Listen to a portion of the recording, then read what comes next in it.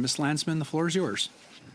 Thanks very much, and I'm sure that the voters of St. Catharines will have better days ahead instead of listening to that diatribe. But on the motion, on the actual substance of it, it seems that the Prime Minister's environment minister, radical environment minister, has announced an infrastructure plan.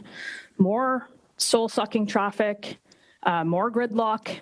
And anyone who is driven through the GTA has come to expect that highways are gridlocked, they'll sit in traffic, missing productive time, missing time with their families. And it's the Liberals' radical environment minister who only wants to see this get worse. Not only that, we have a deputy prime minister who's just as out of touch.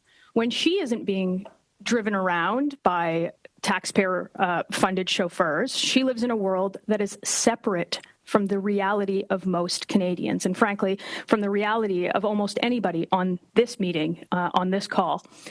So bragging that, I don't own a car, that's a direct quote. I'm like, I don't know, 300 meters from the nearest subway, I walk and I take the subway. Here's the problem, though. Not all Canadians live on a subway line, and Canadians already send their tax dollars to Ottawa for road infrastructure.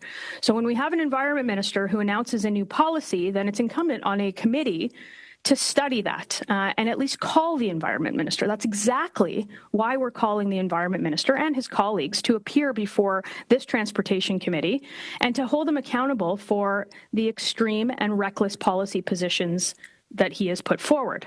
And in case the committee doesn't recall, like the member from St. Catharines, Mr. Biddle, was proud to run a victory lap, it is his history of activism that in 2001 had him arrested and charged with mischief for scaling the CN Tower as part of a Greenpeace stunt. And I know that 2001 is long ago, but even in 2019, in an interview, he said, in many ways, you were still the guy who climbed the CN Tower. Those are his words. I am still the guy who climbed the CN Tower. So after 2.5 years of his tenure as Liberal Environment Minister, there is no doubt that that statement was true. He has proven himself to Canadians to be a radical, far-left Greenpeace activist that he has described himself to be. And his actions as Environment Minister haven't made any constructive change or positive steps towards protecting the environment, balanced with the reality that Canadians face to navigate the high interest rates driven by deficits and inflation, and of course the carbon tax that this government continues to impose on everyday Canadians. Rather, he has sought to divide, virtue signal, and implement an extremist agenda at each point of his tenure. He has doubled down on the punishing carbon tax that certainly doesn't work and that floods the government coffers with hundreds of millions of dollars that makes Canadians poorer and not richer. He's got an effective ban on fossil fuel development at a time where Canadians and frankly the world needs our natural resources more than ever. And the latest, announcing that the Government of Canada will no longer build any roads that connect our communities, that drive economic prosperity for millions across the country, and frankly are the only way to get goods and people and everything else from one place to another where they are not 300 meters from a subway or have the transportation networks that are required. We've got broken ports in this country. Frankly, ports that come up as last on any list of efficiency of getting goods into the country. We have a road system that if you ask anybody who sits in traffic anywhere in the GTA, in Greater Vancouver, in Montreal, in Ottawa, why they're sitting in their cars for hours at a time, if you ask them if our road system is effective, they will surely tell you no.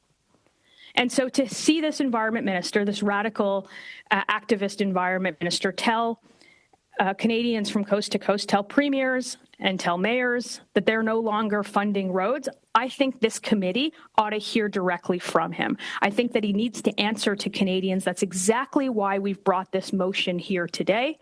And that's exactly why we want to hear from him and his colleagues about the direction of this government rather than a laundry list of how government policy hasn't changed despite the fact that the government has announced a change in policy. You heard it directly from the words of the Environment Minister. So rather than playing defense for the radical Environment Minister, I think the Canadians ought to hear him at this committee. So bringing it back to the motion rather than the diatribe we heard from the member from St. Catharines, Mr. Biddle, I think that we should refocus this discussion on bringing the government's Environment Minister and his colleagues to committee to answer to Canadians on why they want to stop construction of roads, why they want to continue with their radical agenda of environment policy, which is going to quadruple the carbon tax and stop people from driving their cars, transferring their goods, and seeing one another. Thanks, Mr. Chair. Thank you, Ms. Landsman. Next, we have Mr. Muse. Mr. Muse, the floor is yours. Thank you, Mr. Chair, and I'd like to amplify the comments of my colleagues and particularly Ms. Landsman. We put forward this motion because, in fact, these comments from the radical Environment Minister of this government have caused that uproar and caused that uncertainty. And we've heard that from, and certainly in my home province of Ontario, the Premier and the Minister of Transportation, but we've heard that from mayors and provincial and municipal counterparts across the country. The comment that the road network we have now is perfectly adequate to serve the needs we have is absolutely incorrect and alarming. In fact, the fact that it was given at a prepared remarks at a conference would indicate that is the new policy of the Liberal government, and so that is cause for concern. That is why we've put forward this motion, so that we can hear directly from the Minister of the Environment and Climate Change himself, but also the Ministers of Infrastructure, Transport, and Finance Minister, who obviously are party to this, the whole funding of infrastructure and road infrastructure across Canada. And I stood yesterday on a bridge overpass on the 403 near Hamilton, my home here. And the 403, of course, is a major artery through the Greater Toronto and Hamilton area. And in fact, the bridge that I stood on was one of the bridges, the rehabilitation of bridges funded as part of the infrastructure program under the previous Conservative government. And of course, I watched the gridlock, the lineup of trucks that were on the 403, and that particular infrastructure funding for the 403 rehabilitation and those bridges at that time, following the years of the Great Recession under the previous Stephen Harper Conservative government, in fact, was actually 2/3 funded by the federal government, because the Liberal provincial government of the day did not have the funds to actually contribute their share to that particular project. So we're talking about 400 series highways in southern Ontario around the GTHA that are critical to the movement of people and the movement of goods. So we want to talk about supply chains. We want to talk about ports, which is an area of responsibility of this committee that we spent some time studying. I was at an announcement at the Hamilton Oshawa Port Authority in Hamilton in January, and they're of course doing incredible work. And with this announcement, with a sugar company, they're going to actually build Canada's largest sugar refinery right at the Port of Hamilton. But talk about multimodal. We've got a port. They now have a rail link connecting to Montreal, which was announced as well by CN.